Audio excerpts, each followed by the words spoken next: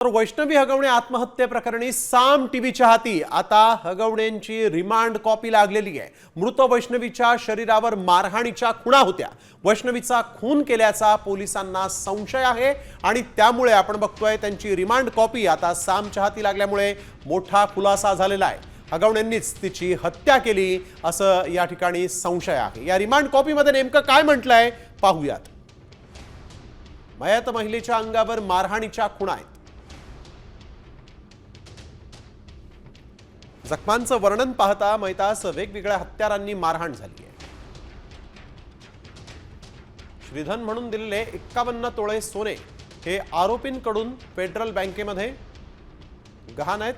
गुन्हा केल्यापासून आरोपी फरार आहे। त्यांना कोणी मदत केली याचा शोध घ्यायचा आहे। फरार कालावधीमध्ये कोणी आर्थिक मदत केली याचाही शोध घेतला जाणार आहे।